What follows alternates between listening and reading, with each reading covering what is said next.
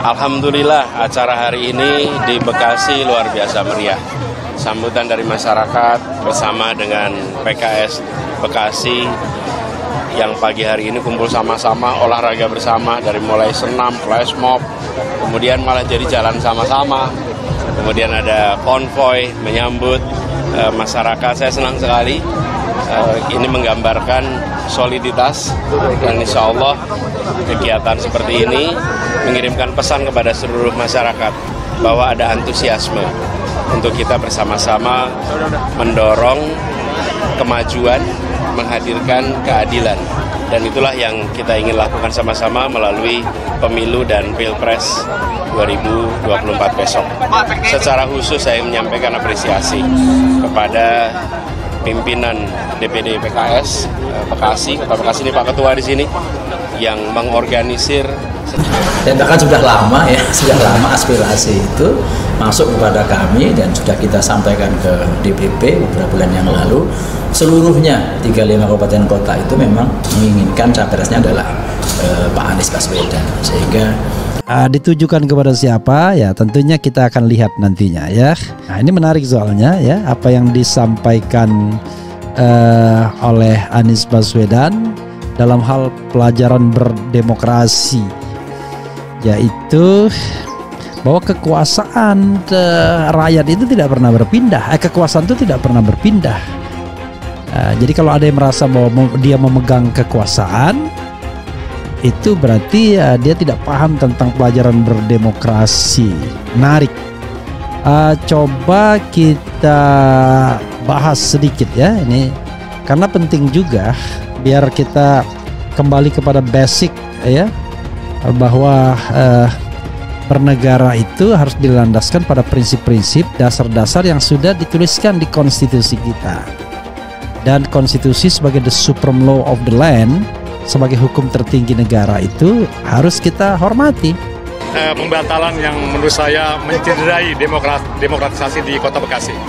Karena pertama mendadak, yang kedua tidak memberikan solusi.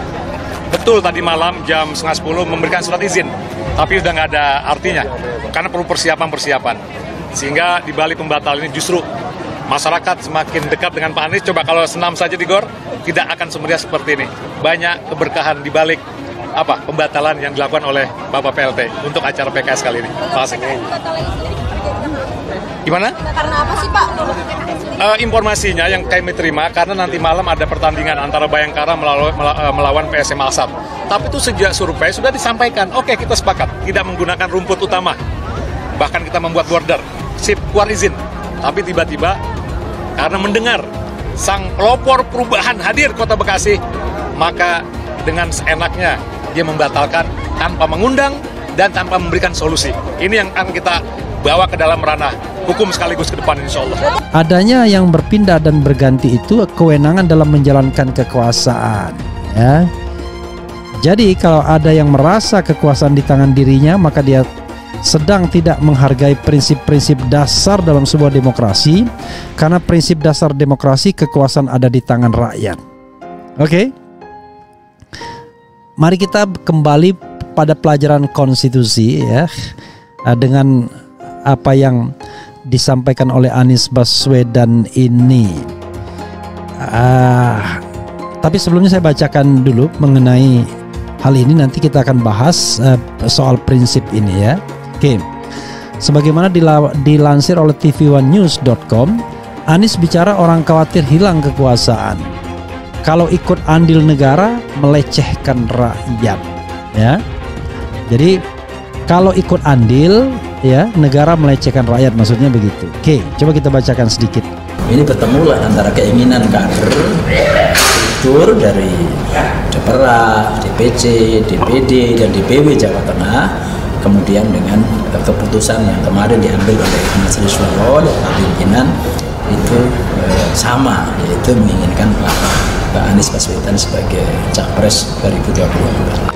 Mantan Gubernur DKI Jakarta Anies Baswedan meminta negara agar tidak melecehkan rakyat dalam kontestasi Pilpres 2024. Hal itu disampaikan Anies ketika melihat Presiden Jokowi kerap mengendorse pejabat publik jelang perayaan Pesta Demokrasi di Indonesia. Menurutnya, pemerintah mesti netral, tidak turut memengaruhi rakyat dalam mengambil keputusan pada pemilu 2024. Kalau ikut ambil andil, negara sedang melecehkan rakyat Indonesia, kata Anies di Istora Senayan kemarin ya. Anies menjelaskan rakyat telah cukup memiliki pandangan politik yang matang untuk menentukan pilihan masing-masing. Menurut dia, rakyat pun bisa dengan baik menolak pengaruh manapun termasuk pemerintah dalam hal penentuan siapa presiden berikutnya. Kepada seluruh rakyat Indonesia, mari kita jaga kekuasaan itu ada kepada rakyat, bukan yang lain. Jangan jual kekuasaan itu sampai nanti di TPS dan sampai nanti perhitungan jelasnya. Jambi jadi prioritas PKS untuk raih kursi DPR RI dan menangkan Anies di Pilpres 2024. Kutip dari tribunjambi.com, Jambi, Presiden PKS Ahmad Sayhu berkunjung ke Jambi untuk melakukan konsolidasi pemenangan struktur dan kader PKS seprovinsi Jambi untuk pemilu 2024 selama 2 hari, Minggu Senin 30 sampai 31 Juli 2023.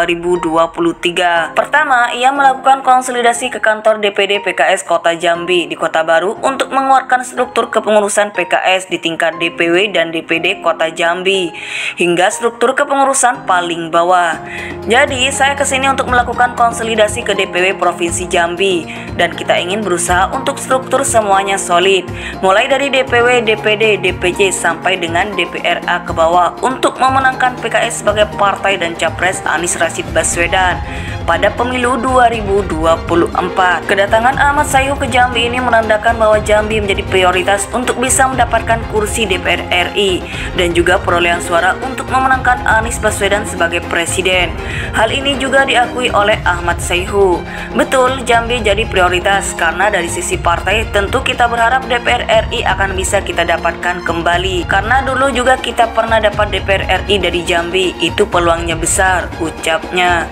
Dalam konsolidasi ini yang menekankan kepada semua caleg untuk bisa berjuang secara optimal untuk bisa menang.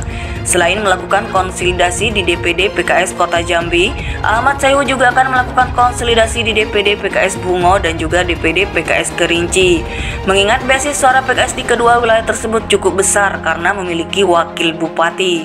Di sana karena kita punya wakil bupati Bungo, wakil bupati Kerinci yang itu juga punya suara besar di sana, ungkapnya. Ia mengatakan PKS menguatkan basis terlebih dahulu di wilayah yang sudah besar, yang harapannya nanti basisnya bisa dilebarkan ke wilayah lain yang belum bisa dikunjungi secara langsung oleh Presiden PKS. Kita berharap bahwa DPW dan DPD lain yang berdekatan akan dikumpulkan. Insya Allah ini suasananya akan terbawa untuk semangat memenangkan PKS dan Anies Rashid Baswedan, pungkasnya.